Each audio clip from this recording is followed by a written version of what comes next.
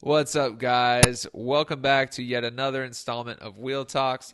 I'm your host, Marty, alongside my dude. Sunny. Yeah, I'm going to shorten it up. Like, I have a really long last name, but just address me by Sunny. I'll have a symbol coming shortly. You can just address me by the symbol as well, but Pretty soon we'll just pretty soon. flash that up on the That's it. screen and That's it, people man. just Yeah. see. Okay. I mean, think about all the great people. They always have just one name. Yeah. Well, Einstein, it'd be easier Kobe. to address you if you had some fresh clothes on. That's true. I need And- to actually freshen up. And if I was going to go somewhere, where do you think I would go? How try and do up one of those buttons for me? How's that working for you? I can't do it. Might need some type of adaptive line. Yeah, I think I would. Lucky for all you guys, Zappos Adaptive has exactly what you need. Yes. Especially with the holidays, you got to freshen up, and hands don't work. They got you. Legs don't work. They got you. They got you. Need things on and off a little bit easier. Yes. They got you, man. So check out Zappos Adaptive. And man, Yeah. I'm ready to get Into our topic. yeah. So today we're going to talk about something that happens to me quite often, actually. What's that? Rejection. I get swatted in the paint like Dikembe Mutombo back in the day. If for our listeners who don't know who Dikembe is, he was a famous basketball player who always used to block shots and wave his finger. If I could wave my finger, I would. But yeah, that's pretty much what happens to me on a daily. Yeah. What about you? You I get feel like rejected a lot? I feel like I'm, rolling around with a swipe left sign on my back. You know what Yeah, I mean? right. Just take the sign off my back, please. Yeah, geez. It used to Yeah. be kick me. Now people feel bad kicking my chair, so it's just swipe left. Have you ever actually like you're a guy who dates, do you ever had a date ever tell you like they're afraid of like hurting you emotionally right off the bat? No.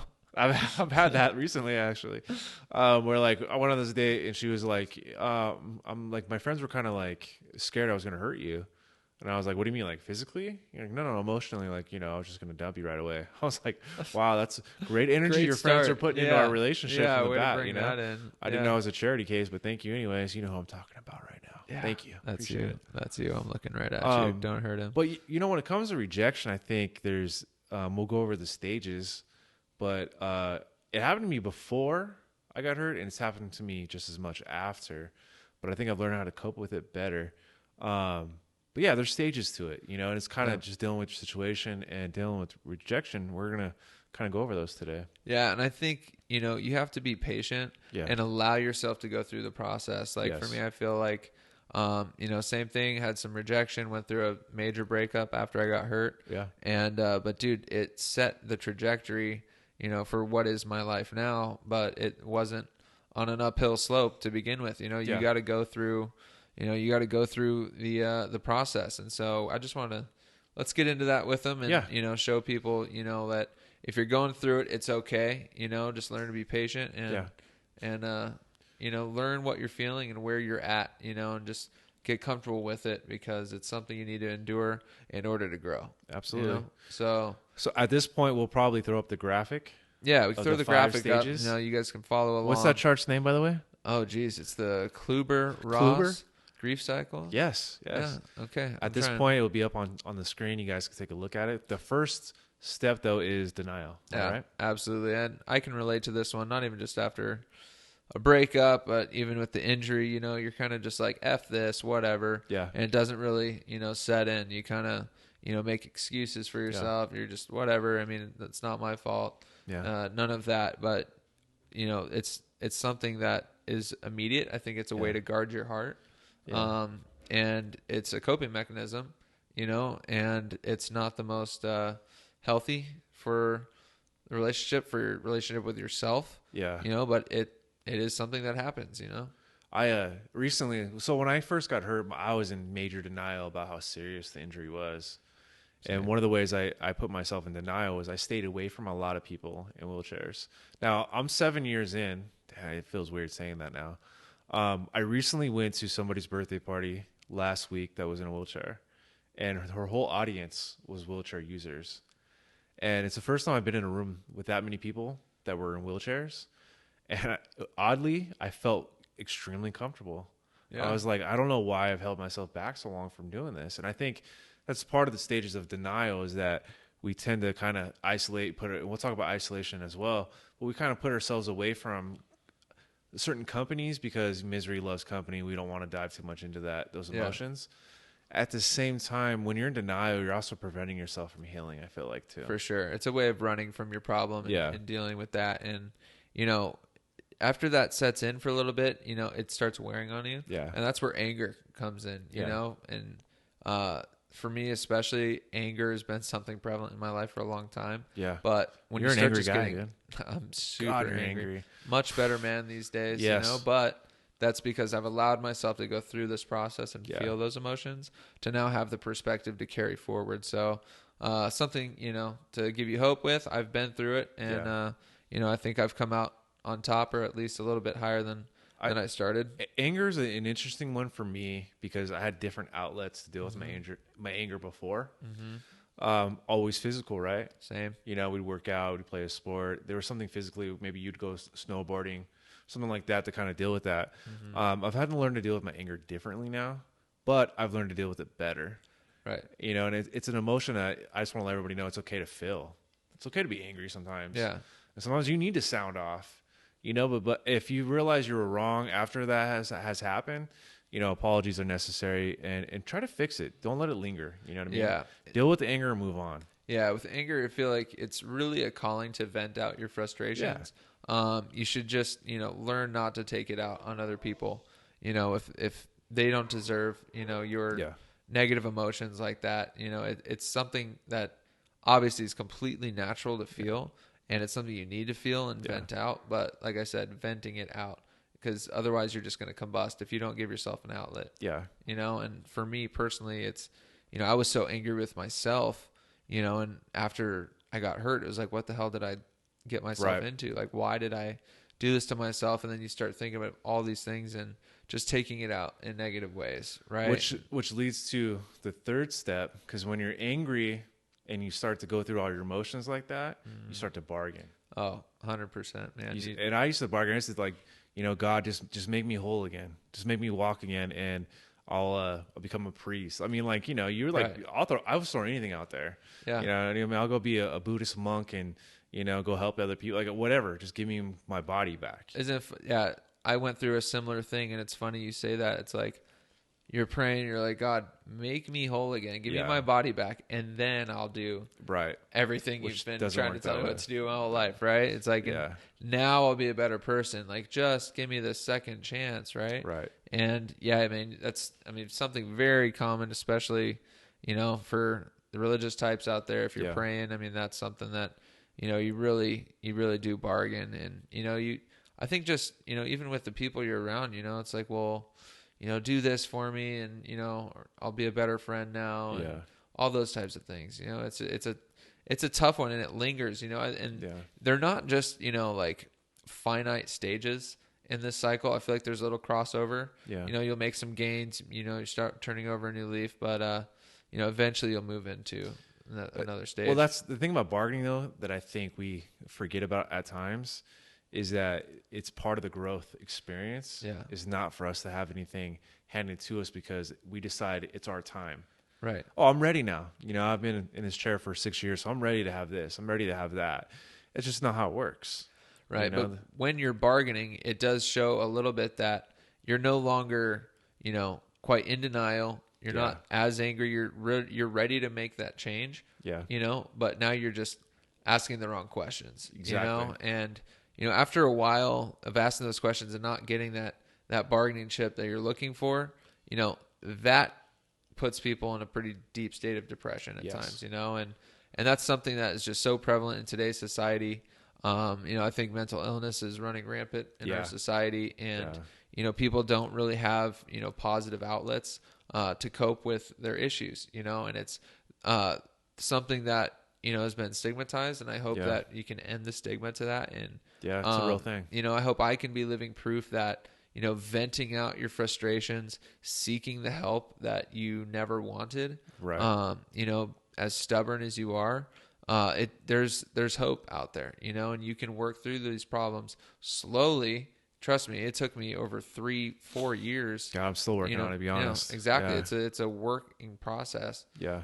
Work in progress. And, you know, it's something you just got to commit to, because, you know, let me tell you this. I was actually unwilling to find happiness. I made a conscious decision and would actually vocalize it. It's like, why would I want to be happy right now? If I choose happiness in this situation, then I'm willing to lower the bar for my life. Right. You know what I mean? It's like I'm willing to accept less of a life.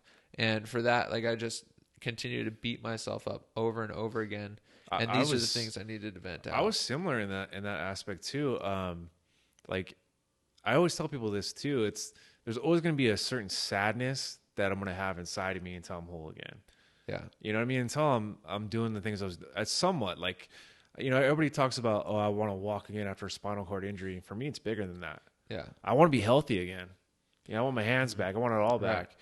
So I'm right with you on that. Like there was a certain sadness I'll always have. I don't always display, but it's a part of me that will always be there that I've learned to cope with and deal with. But I had to address that. I had to realize I was depressed. I was coming from that stage in my life, Yeah. Because for a while, I'm fine. I'm great. But deep down inside, when no one was around, it was there. And it will always be there somewhat. For sure. And now, as we move from depression into the final stage of acceptance, that's not an easy transition. No. Was there ways for you that, you moved past into that final stage where you started to accept yourself or your current situation, started making advances? Ironically, it was kind of coming up with the name Sonny and Cher. It made me realize this isn't all bad. Mm-hmm. And then when I started getting more opportunities based on me presenting myself in a certain condition I am now, then I realized this isn't all bad. And things started to snowball and started to come together for me, which I think is pretty similar to your story too. I think once you kind of embraced your situation and started some of your other ventures, did you start feeling the same way too? Yeah, absolutely. It was something that for me, I had to give myself an obligation because, my mind was such a roller coaster that, I didn't know if I'd want to, turn around and not get into it anymore. If I could just choose to, not embark in this challenge. It's something that, I had to show up. Now, for me, we've talked about it before, but me going back to school and getting my master's was a huge thing. And, having that obligation of having to put in the work and having to show up and do the things that hurt, but it also took my mind off, of the negative things that I was focusing on throughout the day, putting my mind towards something positive and doing something that, was good for, not just my overall health, but my mentality and emotions. It was huge, and I think giving yourself a positive obligation is one of the best things you can do for yourselves, and we can get into a few of those, and how to live a healthy lifestyle when you're in a dark place. And, I think. Yeah. So for me, it was, since our bodies are changing so rapidly at such a young age for us, one of the biggest things that I needed to figure out for myself was some type of workout routine and some type of diet. And it's crazy because I'm more motivated now, even though I have less function than I was before. Yeah. I'd work out here and there. I'd go play basketball when I was feeling out of shape. But then I would be back at the bars on the weekends, or I'd be eating fast food at 2 a.m. Del Taco was my go-to, Still a go-to. Still bomb, I can't get off those chicken soft tacos, man. I know, with a little bit of hot sauce on there. No, Del Scorcho's life. Delicious, right? Yeah. Oh, I used to like the chili cheese fries too.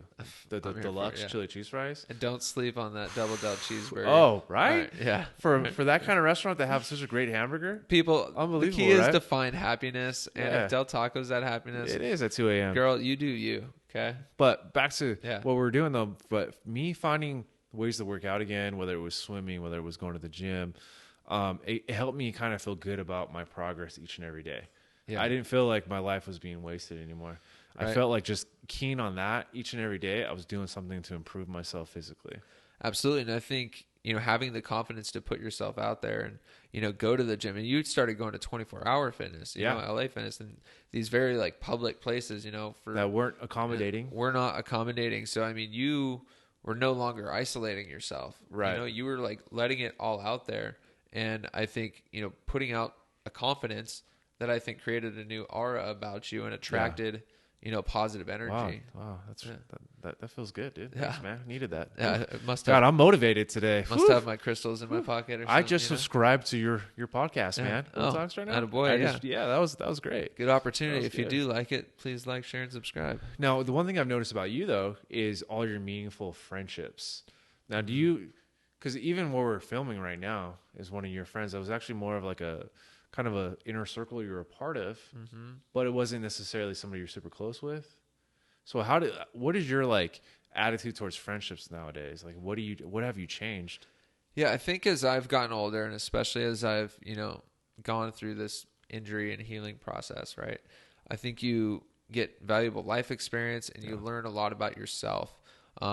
Whether it's friendships or whether it's relationships, I think you need to learn what you are of value. You need to value yourself and what you value in others, and, part of adulting is just, you run out of time for stuff. You don't have as much time to be social and, do all the fun things that you typically would. And so you need to be more picky about the people that you're with, especially when you're on a journey of, self-improvement, building yourself, to be a mental warrior, handle the emotions of such a, incredibly difficult injury. You got to know who's going to be there for you and, help, push you forward. Right. And, for me, it was kind of forced upon me because as we touched on in an earlier episode, friendships dwindle. Yeah, they do. Like people dwindle. Like not everyone is here for, a friend that has a little bit of, help required with them. You know, it's people like the easy route. And I think, when you see people's true colors come out, you need to reciprocate. You need to, value that friendship and put into it as much as you get back, I think that changed for me when I changed my lifestyle and my hobbies. Yeah. A lot of times I would meet up with friends. It was always alcohol involved. Yeah. It was always the bar scene, clubs, things like that. My hobbies have completely changed now. From like, hey, man, I've always loved sports. Let's go watch a game together. Let's just go have lunch and just catch up on life.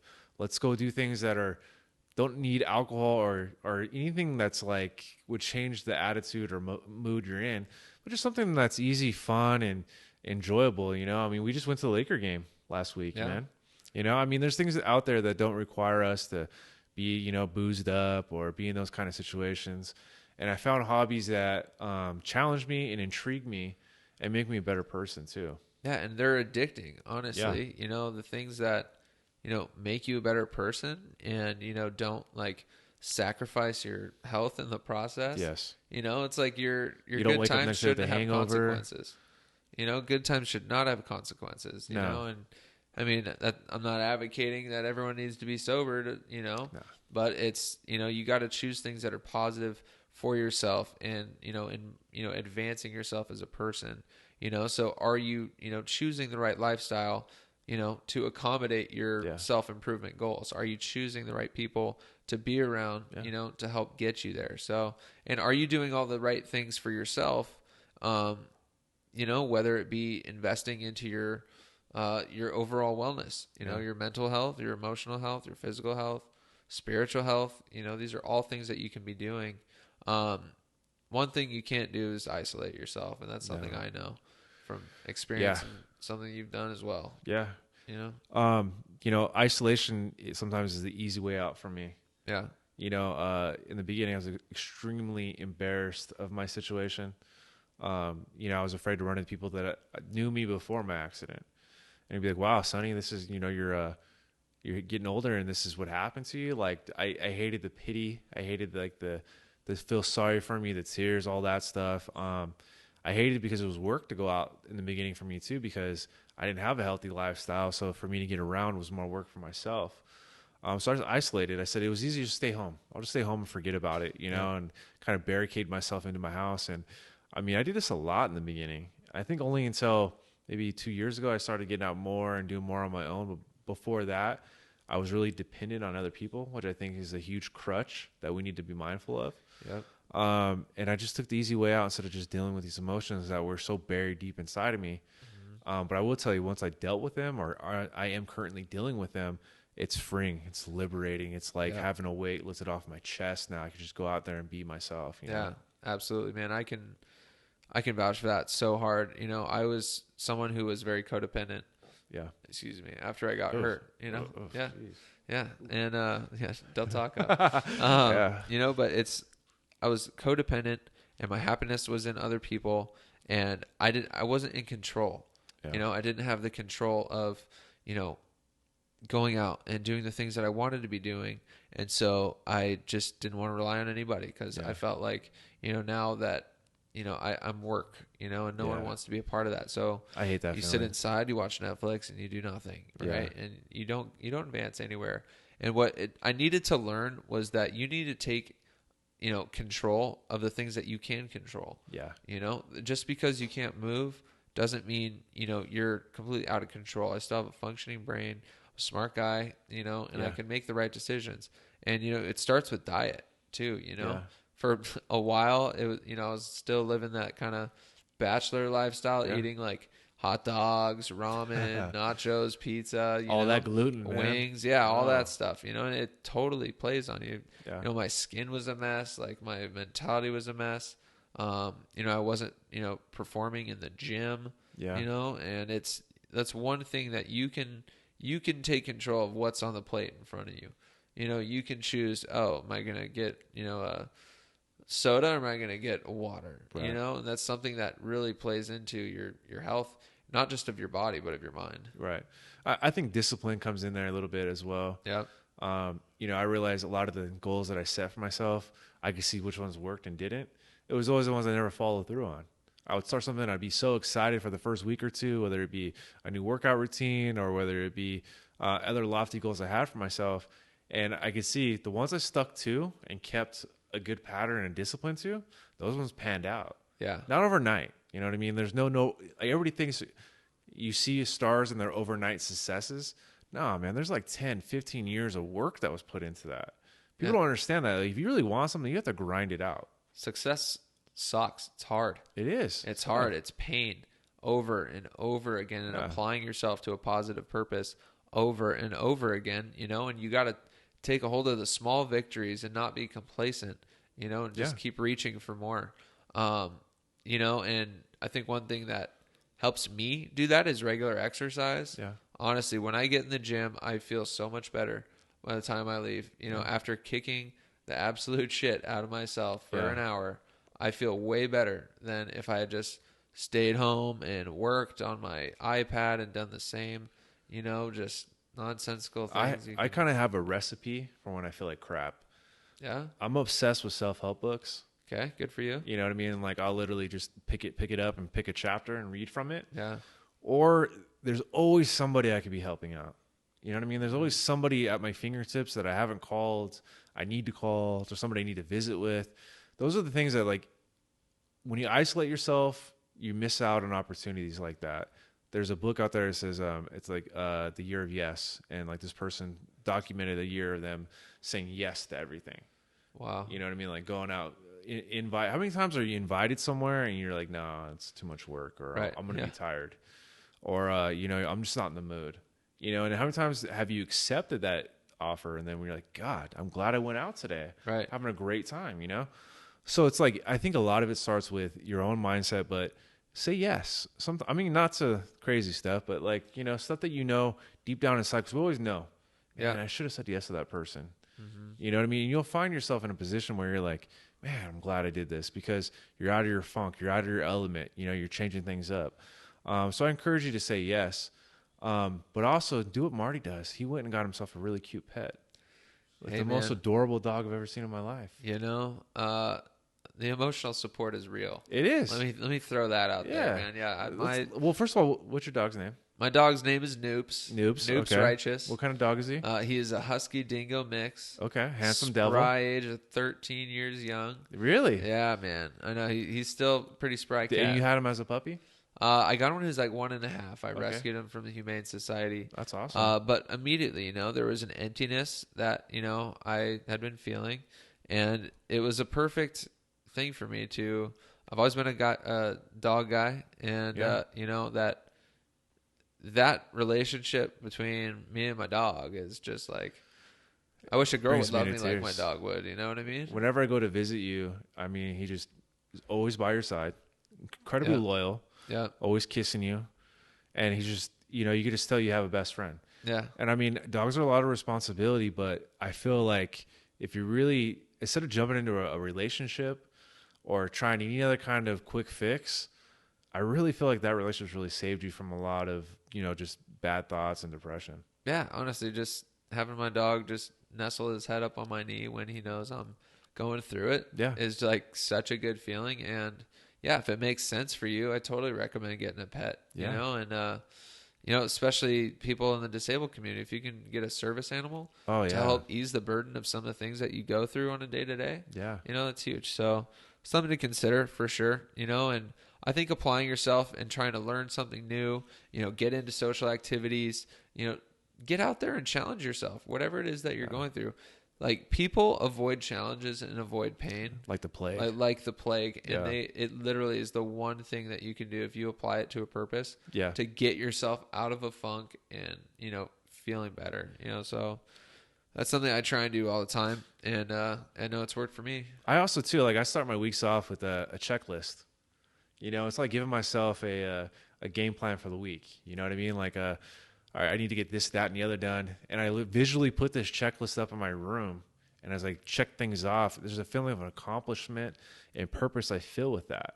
You got to find ways to motivate yourself some days. I mean, Will Talks can only do so much. Right. You know what I mean? So vision boards, checklists, write things down, though. Be visual, be hands-on instead of just putting things in your phone all the time.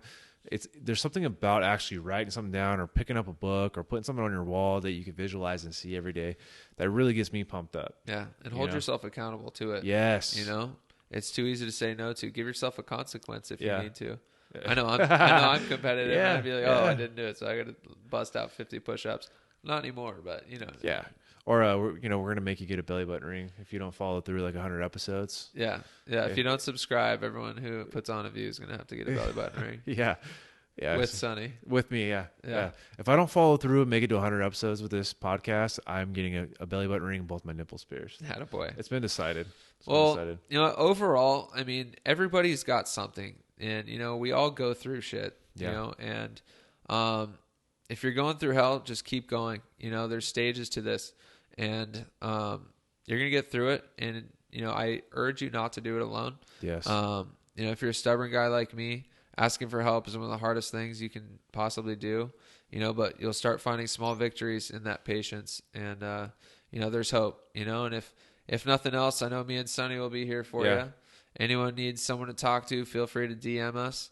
We'd love to be there for you guys. And, we just appreciate you guys tuning in. Hope we can help. Yeah, I think it's important that you find yourself an accountability partner that's going to make you go through life with the same attitude and the same emotions. Because when it comes to those days you don't want to work out, those days you don't want to go and do what's right, it's nice to have somebody in your corner that understands what you're going through, knows the right words to say, can sympathize with you, but yet push you. And that's kind of what we're hoping to do. So hopefully you guys got that from this podcast. Subscribe to it.